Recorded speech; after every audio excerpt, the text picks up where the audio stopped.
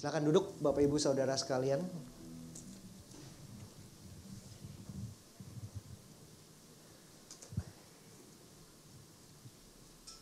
Yang fana adalah waktu. Yang fana adalah waktu. Kita abadi. Memungut detik demi detik, merangkainya seperti bunga, sampai pada suatu hari kita lupa untuk apa.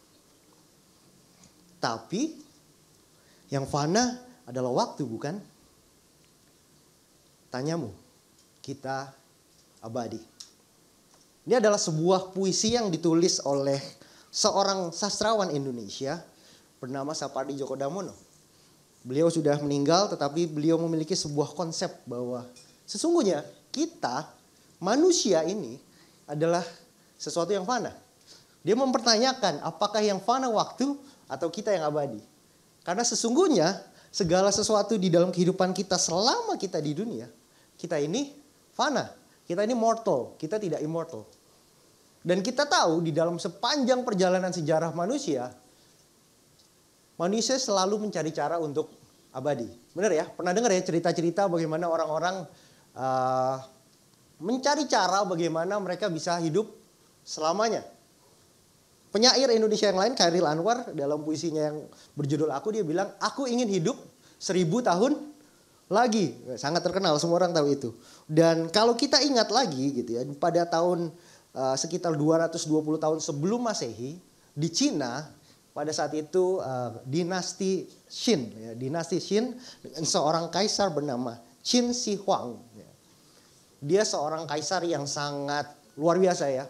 Menaklukkan banyak wilayah di wilayah Cina, dia memenangkan banyak daerah, dia memimpin dengan sangat luar biasa, tapi dia memerintahkan orang-orang pintar, dia memerintahkan para tabib-tabib untuk mencari ramuan hidup abadi.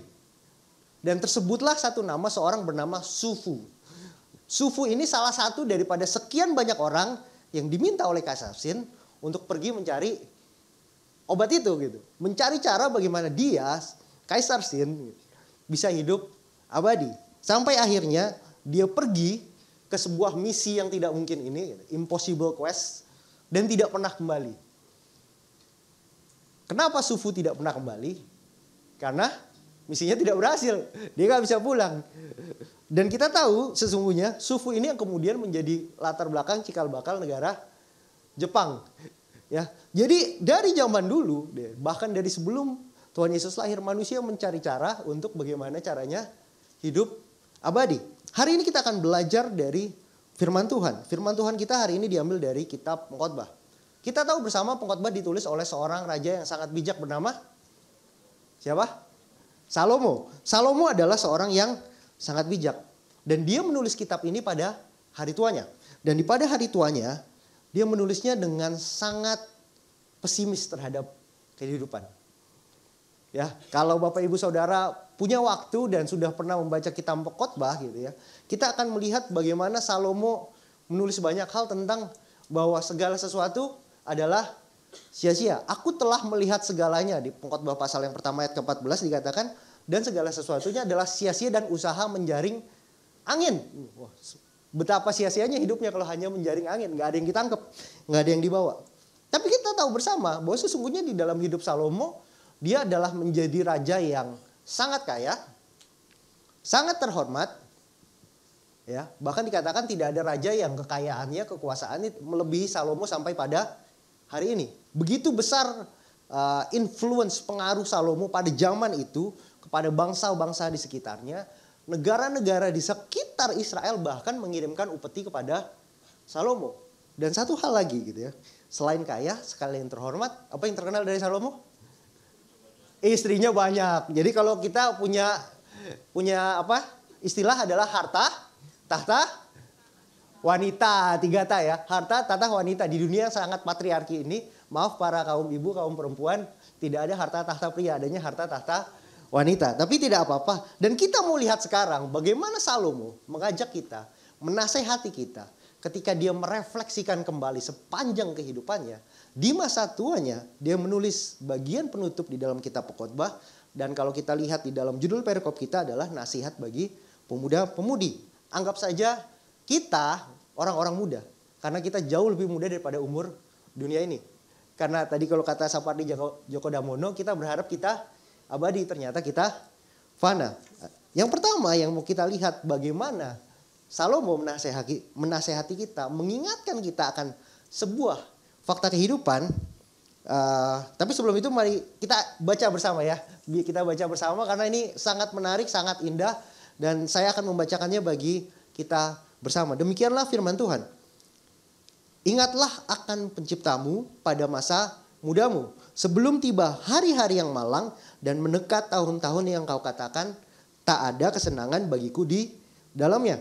Sebelum matahari dan terang, bulan dan bintang-bintang menjadi gelap, dan awan-awan datang kembali sesudah hujan. Pada waktu penjaga-penjaga rumah gemetar, dan orang-orang kuat membungkuk.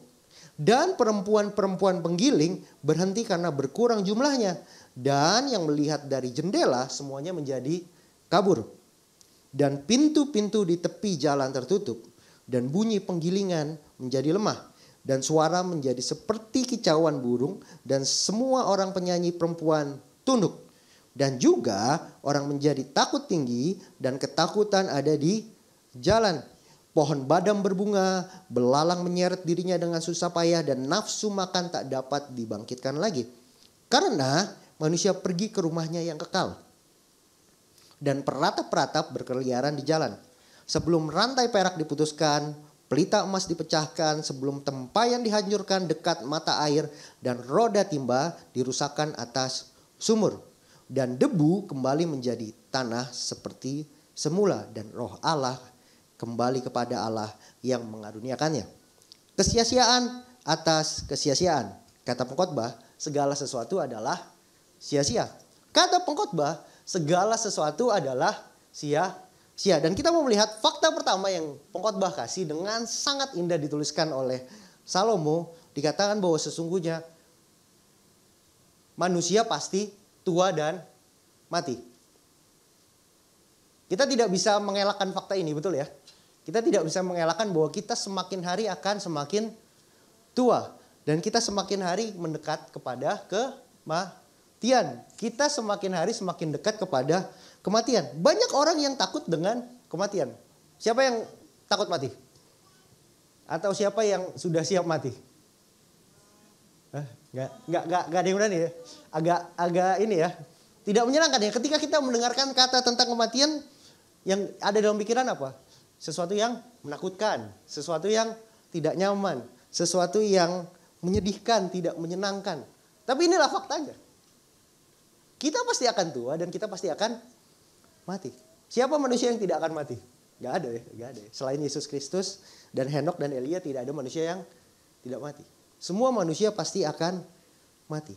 Faktanya, ya umur kita akan terus bertambah. Kita semakin hari semakin tua. Dan ketika tua, gitu, semua kemampuan, semua kapasitas, semua kapabilitas kita akan semakin menurun, berkurang. Kemampuan kita berkurang, lalu pada akhirnya akan mati. Bunda Koni dengan yakin menjawab mati, gitu ya. Jadi bahwa dan segala sesuatu ini yang menurun apa sih ketika kita tua? Kekuatan kita menurun, benar ya? Ingatan kita menurun. Apalagi panca indera kita menurun. Pendengaran kita menurun ya. Udah mulai susah lihat, udah mulai susah dengar gitu kan. Udah mulai susah apa lagi? Susah makan, mulai susah tidur gitu ya. Jadi inilah kehidupan kita. Dan bahkan Musa di dalam Mazmur pasal ke-90 dia mengatakan demikian. Manusia umur hidupnya hanya 70 atau 80 tahun saja. Dan kebanggaannya adalah kesukaran dan penderitaan. Hidup manusia itu 70 dan 80 tahun saja. Dan kebanggaan manusia itu adalah kesukaran dan penderitaan. Sebab berlalunya buru-buru dan kami melayang lenyap. Habis itu nggak ada lagi. Setelah bangga atas penderitaan dan kesusahan kita, lalu kita tidak ada lagi. Dan kita mau melihat bagaimana Salomo dengan indah gitu ya, dengan indah menuliskan gitu tentang apa yang akan terjadi pada masa tua kita. Ya kita lihat ayat demi ayat. Di ayat 2 dikatakan demikian. Sebelum matahari dan terang, bulan dan bintang-bintang menjadi gelap. Pada masa muda hidup kita bercahaya, kita bersinar, kita punya banyak kesempatan. Hari masih siang, kita bisa bekerja dengan kuat. Tapi kemudian ketika kita tua, kita tidak bisa bekerja lagi, kita kehilangan semangat, semua menjadi malam. Waktunya kita untuk beristirahat. Ketika hari menjadi gelap, kita akan beristirahat apa bekerja? Istirahat ya. Kita bukan security yang jaga malam ya. Dan dikatakan kemudian, dan awan-awan datang kembali sesudah hujan. Biasanya setelah hujan apa yang terjadi? Langit menjadi cerah. Bahkan kalau ada lagunya dikatakan bahwa ada pelangi sehabis hujan. Tapi kalau kata pengkhotbah nggak ada pelangi di sini nih. Adanya awan-awan datang kembali sesudah hujan. Hujan itu diidentikan dengan apa Bapak Ibu Saudara? Kesulitan, kesusahan, difficulties. Hal-hal yang mungkin menjadi tantangan di dalam kehidupan kita. Dan semakin hari semakin tua, banyak hal yang kemudian tantangan demi tantangan terjadi. Kesusahan demi kesusahan terjadi. Dan kemudian dikatakan lagi di ayat 3, dikatakan apa? Pada waktu penjaga-penjaga rumah gemetar. Boleh nggak penjaga rumah gemetar? Nggak boleh ya, rumahnya kemalingan nih. Kemasukan maling kalau penjaga rumah gemetar. Tapi apa yang dikatakan oleh pengkhotbah, dikatakan oleh Salomo, penjaga rumah gemetar dan orang-orang kuat. Kalau orang kuat berdirinya gimana? Tegap, tidak membungkuk. Dikatakan di sini penjaga-penjaga rumah gemetar dan orang-orang kuat membungkuk. Semakin hari semakin tua, tangan kita gemetar, kaki kita lemes, nggak kuat jalan lagi. Jalannya jadi bungkuk. Ini kata pengkhotbah luar biasa ya, menarik kali ya. Dikatakan kemudian, dan perempuan-perempuan penggiling berhenti karena berkurang jumlahnya. Apa yang menjadi penggiling di dalam diri kita? Gigi kita berkurang. Giginya berkurang, nggak berfungsi lagi, ya, nggak bisa makan lagi dengan benar. Tidak bisa menggiling, tidak bisa mengunyah. Dan yang melihat dari jendela semuanya menjadi kabur, matanya burem, nggak kelihatan lagi. Luar biasa ya. Salomo mengingatkan kita, inilah kehidupan kita ternyata. Inilah manusia kita.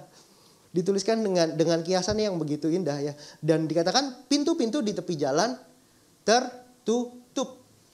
Kalau kita tinggal di jalan raya, kalau pintu kita terbuka artinya kita sibuk ya. Kita banyak aktivitas, kita harus nyapu, kita harus ngepel, bersihin rumah, atau kita keluar rumah untuk bekerja. Tapi pintunya tidak lagi terbuka. Karena semakin tua, kegiatan kita semakin sedikit, semakin berkurang. Dan dikatakan kembali apa? Dan bunyi penggilingan menjadi lemah. Kenapa bunyinya jadi lemah? Karena udah nggak kedengeran, suaranya udah jauh. Agak berkurang sedikit pendengarannya. Dan kemudian dikatakan lagi, dan suara menjadi seperti kicauan burung, dan semua penyanyi perempuan tunduk. Suara menjadi seperti kicauan burung. Kalau pagi-pagi burung berkicau gimana? Berisik. Meskipun agak budak, tapi ada suara dalam kepalanya gitu. Jadi susah tidur. Suka mikir ini, mikir itu. Gak kepikiran ini, gak kepikiran itu gitu ya. Bener gak? Bener gak? Yang punya orang tua gitu. Yang pernah dengar cerita-cerita orang tua. Itu yang terjadi ya. Itu yang terjadi di dalam kehidupan kita. Dikatakan kembali seterusnya. Dan juga orang menjadi takut tinggi dan ketakutan ada di jalan. Menjadi lebih cemas. Gampang takut. Menjadi lebih khawatiran hidupnya. Dan terus apa? Dan pohon badam berbunga. Ada yang tahu pohon badam itu apa? Pohon badam adalah pohon almond. Dan Bapak Ibu Saudara bisa mencari di internet. Ketika pohon almond berbunga. Semua pohonnya. Saya tidak kasih gambarnya, tapi semua pohonnya, pohon itu akan menjadi putih warnanya. Seperti sedang musim salju. Karena bunga pohon badam berwarna putih. Semakin tua rambut kita jadi putih semua. Wah, luar biasa. Dan dikatakan kemudian, belalang menyeret dirinya dengan susah payah dan nafsu makan tidak dapat dibangkitkan lagi. Makin tua, makannya banyak gak? Banyak gak? Sedikit ya, makin tua kita makannya semakin sedikit. Makin gak nafsu makan, makin susah makan. Dan karena pada akhirnya dikatakan kemudian apa? Manusia pergi ke rumahnya yang kekal. Di mana rumahnya yang kekal? Dan kemudian dikatakan apa lagi setelah itu? Dan perata-perata berkeliaran di jalan. Ada kesedihan. Ada banyak keluhan. Dan kemudian dikatakan di ayat 6, sebelum rantai perak diputuskan dan pelita emas dipecahkan, sebelum tempayan dihancurkan di mata air dan roda timba dirusakkan di atas sumur. Ada tempayan di sebelah mata air. Tempayan fungsinya untuk nampung air. Tapi kenapa di sebelah mata air tempat dia berfungsi malah dirusakkan? Atau dikatakan roda timba dirusakkan di atas sumur. Gak bisa dipakai nimba lagi. Kenapa? Karena sudah habis masanya. Sudah selesai. Sudah aus gitu ya. Kalau di gigi roda tuh udah gak ada giginya lagi sehingga gak bisa berfungsi untuk memutar roda. Sudah selesai masanya. Dan kemudian ditutup dengan kata dari debu kembali menjadi debu dan roh kembali kepada Allah yang mengaruniakannya. Dan kalau kita ingat di Kejadian pasal 2 ayat ke-7, kita dibentuk dari debu dan kita dihembuskan roh yang dari Allah, makanya kita hidup menjadi manusia. Itulah manusia pertama. Kita kembali kepada Sang Pencipta kita. Dari debu kembali menjadi debu dan roh kembali kepada Allah. Inilah faktanya. Kita gak bisa menolak dan mengelakkan diri kita bahwa enggak, meskipun tua saya masih muda karena saya berjiwa muda. Ya bagus, puji Tuhan kita berjiwa muda. Tetapi firman Tuhan bilang gitu, Salomo menuliskan di masa tuanya. Saya yakin Salomo sedang mengalami semua hal ini gitu. Dia lagi susah makan, dia udah agak budek sedikit gitu. Dia kalau udah ngeliat rabun mungkin yang nulis, dia nyuruh ajudannya untuk nulisin buat dia. Tapi inilah yang terjadi, inilah faktanya. Dan dia menyadari sebentar lagi aku akan pulang ke rumah Penciptaku. Aku akan pulang ke rumah yang kekal. Dan sebuah perenungan bagi kita sekarang adalah, saya mau kasih sebuah kalimat ya. Saya katakan demikian, menjadi tua dan mati adalah sebuah kepastian. Tapi bagaimana menjalani hidup ini adalah sebuah pilihan. Apa pilihannya? Apa pilihannya Bapak Ibu Saudara? Yang pertama, kita mau hidup sia-sia atau tidak? Karena kita akan hidup sia-sia kalau kita tanpa Tuhan. Kita akan hidup sia-sia kalau kita tanpa Tuhan. Dikatakan di ayat ke-8 demikian. Kesia-siaan atas kesia-siaan. Kata pengkhotbah, kata Salomo, segala sesuatu adalah sia-sia. Kita bisa melihat dari kalimat ini sesungguhnya Salomo ini punya penyesalan yang mendalam di dalam kehidupannya. Betul ya Bapak Ibu Saudara ya. Kalau orang yang bangga atas hidupnya, dia gak akan bilang bahwa segala sesuatu yang dia lalui adalah sia-sia. Inilah penyesalan Salomo. Dia ngomong, hidupku sia-sia. Padahal Salomo itu raja yang kaya, raja yang berkuasa, bahkan raja yang istrinya banyak. Ya. Ini apa ya? Ini surga dunia gitu ya. Harta, tahta, wanita. Itu yang dikejar gitu ya. Maaf ya, bukan mendeskripsikan para kaum wanita, tetapi inilah dunia patriarki kita gitu. Harta, tahta, wanita. Inilah penyesalan hidup Salomo. Dan kalau kita lihat di dalam sepanjang kitab Pengkhotbah, Salomo menuliskan kata sia-sia dalam bahasa aslinya itu sebanyak 38 kali gitu. Jadi dia mengulang dan mengulang dan mengulang dan mengulang bahwa segala sesuatunya hidup ini adalah sia-sia. Dalam 12 pasal dia 38 kali menuliskan kata sia-sia dalam bahasa aslinya. Meskipun di dalam Alkitab kita kalau di terjemahan baru hanya 25 kali. Tapi ini adalah sebuah hal yang sangat penting. Menjadi refleksi. Menjadi perenungan bagi kita. Apakah kita mau hidup sia-sia tanpa Tuhan? Seperti yang Salomo kerjakan. Seperti yang Salomo lakukan. Meskipun dia kaya.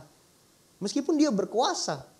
Meskipun dia punya hikmat yang tidak ada orang yang lebih berhikmat daripada Salomo. Firman Tuhan menuliskan itu ya. Tidak ada orang yang lebih berhikmat daripada Salomo. Tapi dia menyesali kehidupannya. Karena dia sudah hidup jauh daripada Tuhan. Hidup dia sia-sia. Sia-sia atas kesia-siaan kata pengkhotbah segala sesuatu sia-sia. Di dalam Yakobus pasal 4, Yakobus menuliskan bahwa apakah arti hidupmu? Hidup itu sama seperti uap yang sebentar saja kelihatan lalu lenyap. Dan kata sia-sia ini sebenarnya secara makna, secara arti, kata sia-sia yang dituliskan oleh Salomo ini artinya adalah seperti uap. Uap itu bagaimana? Sifat uap gimana?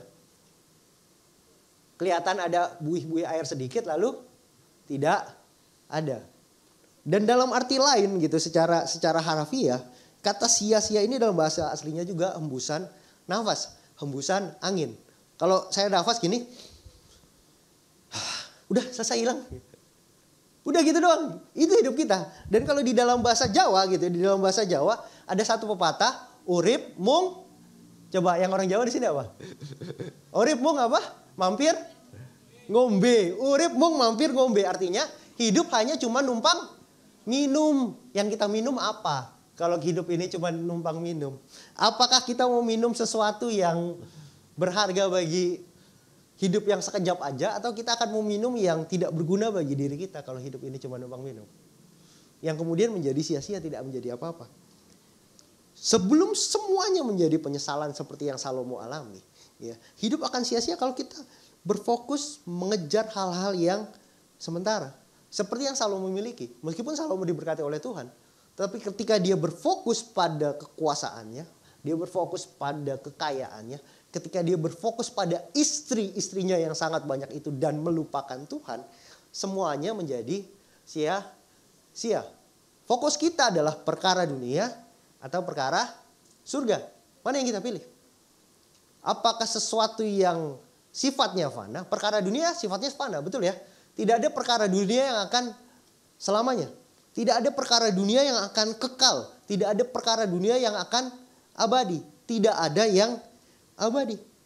Kita harus fokus pada sesuatu yang sifatnya kekal. Kita harus fokus pada sesuatu yang sifatnya perkara-perkara, hal-hal yang sifatnya kekal, sifatnya abadi. Supaya ketika kita menjalani kehidupan kita, hidup kita tidak menjadi sia-sia.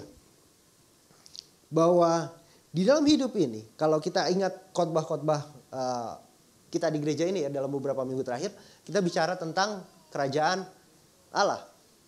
Kerajaan Allah itu kalau ingat kemarin Pastor Musin kemarin ada di gambar skema ya.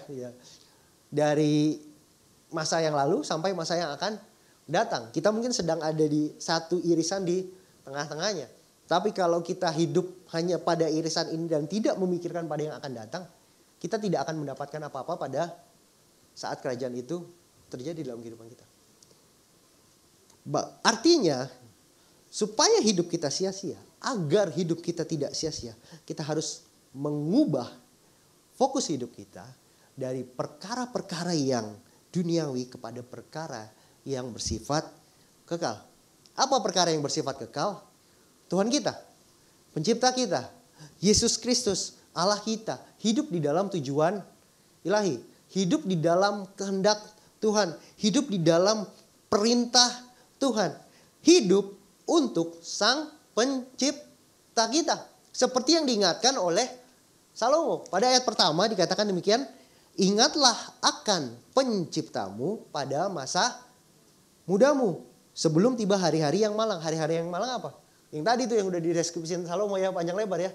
Kita udah susah lihat, susah jalan, badan gemeter semua, susah makan gitu. Dan mendekat tahun-tahun yang akan kau katakan, tak ada kesenangan bagiku di dalamnya. Bayangin ya, Salomo yang hidupnya mewah, gitu. Dia ngomong masa-masa itu tak ada kesenangan bagiku di dalamnya. Karena semuanya akan menjadi sia-sia. Orang mati bawa apa sih? Gak bawa apa-apa ya. Ya, ada lagunya hati sebagai hamba Tuhan, ku tak membawa apapun juga saat ku datang ke dunia.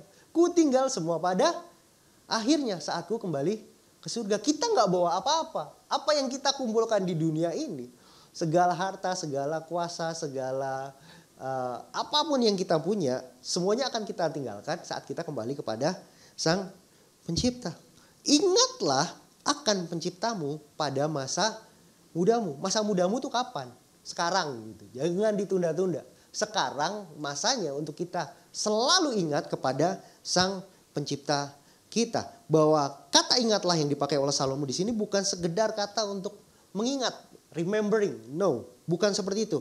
Tetapi bagaimana kita berlaku, bersikap, menerapkan, mengimplementasikan menurut sesuai apa yang kita ingat tentang Tuhan kita. Tidak hanya terjadi di dalam pikiran kita, tidak hanya terjadi di dalam angan-angan kita, Tetapi ketika kita mengingat akan pencipta kita, kita akan melakukan apa yang pencipta kita inginkan. Ingatlah akan penciptamu pada masa mudamu. Kita akan mau ikut perintah Tuhan. Kita akan mau ikut kehendak Tuhan. Kita akan ikut tujuan pencipta kita menciptakan kita. Sebagai ciptaan kita nggak bisa hidup di luar tujuan yang pencipta kita inginkan. Itu namanya ciptaan yang gagal gitu. Disfungsi. Tidak berfungsi dengan baik. Jadi sebelum hidup kita penuh dengan penyesalan seperti yang Salomo alami gitu ya. Hidup karena di luar kehendak Tuhan. Hidup karena di luar keinginan Tuhan. Dia hidup mengikuti hawa nafsunya gitu ya. Dia mengikuti hidup dan menyembah Allah-Allah daripada istri-istrinya untuk menyenangkan istrinya. Bukan untuk menyenangkan Tuhannya yang memberi dia kehidupan, yang memberi dia hikmat, bahkan yang memberi dia segala kekayaan dan kuasa. Makanya dia menyesal di masa tuanya. Siapa yang mau menyesal di sini hidupnya? Ada nggak? Nggak ada ya? Nggak ada ya? Kita nggak ada yang mau pernah menyesal, betul ya? Kita nggak ada yang mau pernah menyesal. Kita nggak ada yang mau disebut sebagai orang gagal. Ada yang senang disebut orang gagal? Nggak ada ya? Nggak ada yang senang ya. Kita semua nggak senang disebut orang gagal. Makanya jangan jadi ciptaan yang gagal. Ciptaan yang gagal adalah ciptaan yang tidak sesuai dengan tujuan penciptanya. Kalau kita hidup di luar kehendak Tuhan, kita hidup di luar teladan Yesus Kristus, kita tidak sesuai dengan tujuan apa yang Tuhan inginkan di dalam kehidupan kita. Tidak perlu kita ikuti teladan dunia gitu ya. Ada pepatah, bukan pepatah, kata-kata hikmat enggak berhikmat juga. Tapi ada sebuah kalimat demikian. Bersenang-senanglah selagi masih muda. Ada yang pernah dengar? Mumpung masih muda nih, have fun aja dulu. Ada yang pernah dengar itu? Pernah ya? Kita semua pernah dengar kata-kata itu ya? Atau mungkin kita pernah mengucapkan itu di dalam satu masa di hidup kita, atau pernah nasehatin teman kita, ayah lu mumpung masih muda, have fun aja dulu gitu. Jalanin aja dulu gitu. Kita semua pernah mengalami itu, atau bahkan mungkin kita sedang mengalaminya itu. Kita sedang menikmati, kita sedang bersenang-senang di masa muda kita, dan kita tidak menyadari bahwa ini hikmat dunia yang salah. Karena ketika kita bersenang-senang mumpung masih muda gitu. Masa muda itu masa apa sih? Masa yang semangat ya. Semangat, penuh kesempatan, masih kuat, banyak gairah gitu. Passionnya ini itu, mengejar ini itu dan segala sesuatunya. Tapi kemudian ketika kita menyadari di hari tua kita, ternyata yang kita kejar salah gitu. Semuanya sia-sia. Menyesal nggak? Menyesal. Jangan kita menjadi orang yang menyesal ketika kita tidak memanfaatkan masa muda kita untuk tujuan dan kemuliaan Tuhan. Saya mau mengajak kita melihat satu teladan dari Paulus gitu ya. Paulus di dalam Filipi yang pertama ayat yang ke-20 dan 21 saya akan bacakan bagi kita bersama. Dia menuliskan demikian. Sebab yang sangat aku kurindukan dan kuharapkan ialah bahwa aku dalam segala hal tidak akan beroleh malu, melainkan seperti sedia kala demikian pun sekarang Kristus dengan nyata dimuliakan di dalam tubuhku, baik oleh hidupku maupun oleh matiku. Karena bagiku hidup adalah Kristus dan mati adalah keuntungan. Inilah tujuan Tuhan. Inilah tujuan ilahi di dalam kehidupan kita. Inilah yang Sang Pencipta mau supaya kita hidup untuk kemuliaan Tuhan. Bahkan tidak hanya hidupnya gitu kan. Hidup dan matinya untuk kemuliaan Tuhan. Artinya ketika kita mati, kita mau diingat sebagai apa? Apakah ketika kita meninggal orang-orang akan mengingat, oh dia ini hidupnya memuliakan Tuhan. Puji Tuhan. Atau orang mengingat kita, wah ya udahlah biarin aja dia mati gitu kan. Gak mau ya. Gak mau ya gitu ya. Kita gak mau kayak gitu ya. Kita mau hidup diingat ketika kita mati. Ketika kita meninggalkan dunia ini. Kita dikenal, kita dikenang, kita diingat. Bagaimana identitas kita sebagai anak Tuhan. Kita memuliakan Kristus. Hidup dan mati kita memuliakan Kristus. Inilah sebuah tujuan bagaimana Tuhan menciptakan kita. Supaya Tuhan dipermuliakan di dalam kehidupan kita. Maka kehidupan kita akan menjadi kehidupan yang tidak sia-sia. Menjadi kehidupan yang tidak gagal. Karena kita memenuhi ekspektasi pencipta kita. Karena kita memenuhi tujuan, kita tidak disfungsi sebagai seorang ciptaan. Sebagai sebuah ciptaan, kita memenuhi tujuan tersebut. Jadi, John Piper seorang penulis dan hamba Tuhan yang sangat berhikmat gitu. Belakangan dia menulis sebuah buku judulnya Don't Waste Your Life. Jangan sia-siakan hidupmu. Dan dia mengomentari tulisan Paulus ini dengan mengatakan demikian. Jika hidup dan mati kita tidak menunjukkan keagungan dan kehebatan Yesus, maka hidup kita sia-sia. Sudahkah orang melihat Yesus di dalam kehidupan kita? Di dalam setiap laku hidup kita, di dalam perkataan kita, di dalam pekerjaan kita, ketika kita berada di lingkungan kerja kita, ketika kita berada di tengah pergaulan kita, ketika kita berada di rumah tangga kita dengan orang tua kita, anak kita, pasangan kita. Ketika kita berada di sekolah kita, ketika mungkin kita hobi olahraga di tengah-tengah lingkungan teman-teman yang saling berolahraga bersama, atau saat kita nonton film bersama, atau saat kita ngopi bersama, sudahkah mereka melihat Yesus di dalam hidupmu? Karena gitu ya, ketika kita mencerminkan Yesus Kristus di dalam kehidupan kita, kita sedang menunjukkan apa yang akan mereka lihat ketika mereka pulang kembali kepada Sang Pencipta. Kita akan melihat Yesus. Betul ya? Kita yakin semua ya, ketika kita pulang kepada Sang Pencipta, kita akan melihat Yesus, Pencipta kita. Kita mau itu ya, betul ya? Betul ya? Karena kita nggak tahu ya, kapan kita akan bertemu Yesus, betul? Bisa aja nanti sore. Siap nggak kalau kita ketemu Yesus nanti sore? Hah? Siap nggak? Siap gak Bapak Ibu Saudara? Siap gak? Kita selalu ragu menjawab ya. Mungkin kalau kita belum siap, mungkin karena kita masih disfungsi. Mungkin karena kita masih belum memenuhi tujuan ilahi di dalam kehidupan kita.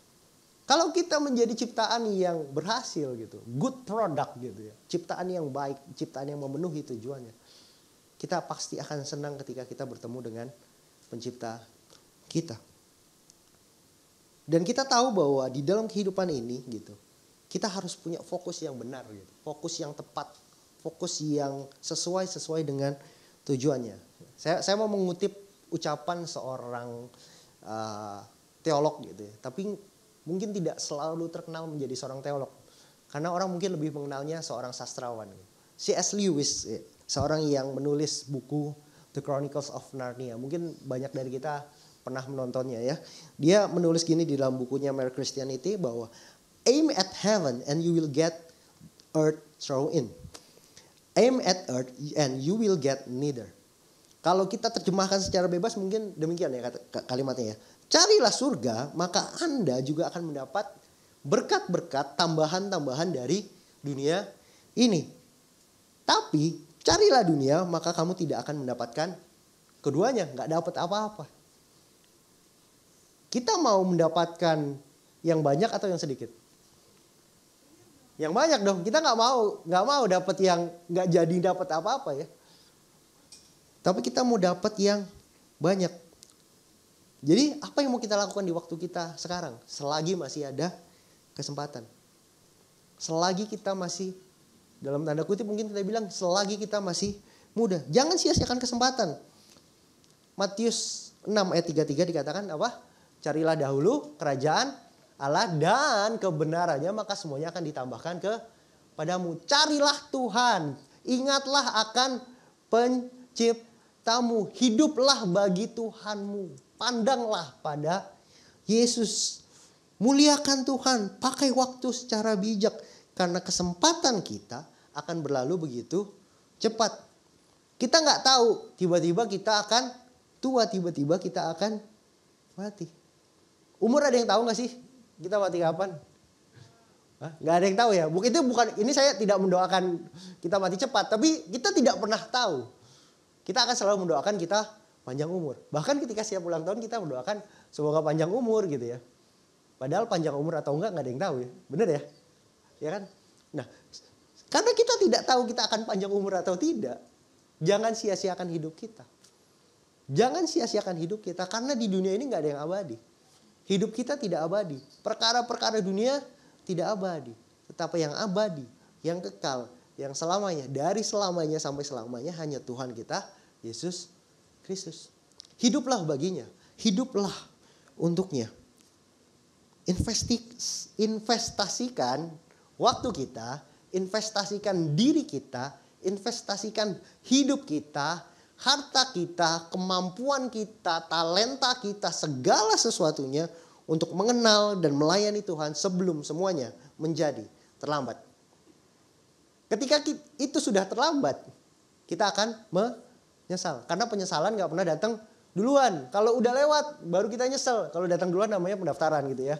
Jadi jangan sampai kita menyesal. Selagi masih ada kesempatan, hiduplah bagi Tuhan untuk kemuliaan Tuhan. Saya akan menutup dengan sebuah cerita gitu. Ada seorang bernama Helen Lemmel. Dia pada tahun 1922 dia pergi ke sebuah pertemuan misionaris.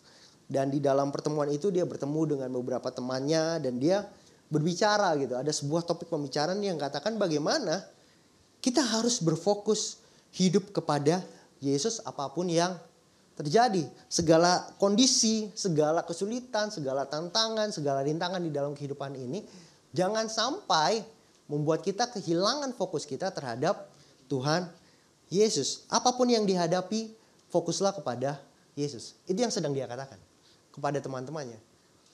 Namun yang menarik adalah kondisi dia saat itu. Sebagai seorang misionaris, sebagai seorang pengikut Kristus, sebagai seorang yang mau mendedikasikan hidupnya berfokus pada Tuhan. Saat itu dia sedang mengalami sakit. Dan karena sakit itu, dia mengalami penurunan kemampuan untuk melihat. Matanya jadi buram, gak bisa lihat dengan jelas. Dan hal itu membuat dia semakin bergantung di dalam imannya kepada Tuhan Yesus. Dan hal itu tidak membuatnya untuk membiarkan dunia menjadi fokus kehidupannya. Tapi dia bilang, biarlah dunia ini menjadi suram, tapi aku akan melihat terang kemuliaan Kristus. Dan pengalaman ini kemudian menjadi sebuah lagu himne yang kita kenal dengan Pandanglah pada Yesus. Saya mengajak Bapak Ibu Saudara untuk mengambil waktu sejenak untuk kita merenungkan firman Tuhan ini. Silakan ambil waktu Bapak Ibu Saudara sekalian. Saya akan membacakan sebuah puisi. Biarlah ini boleh menjadi sebuah momen perenungan bagi kita bersama. Bagaimana kita mau mengarahkan kembali hidup kita. Untuk kita mengingat bahwa tak ada yang abadi.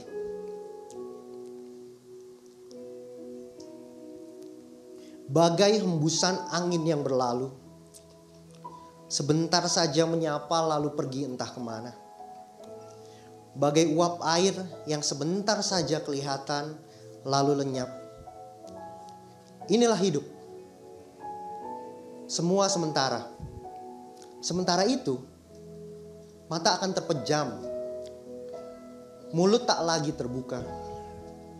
Di ruang hampa, suara jantung yang berdetak tak lagi terdengar.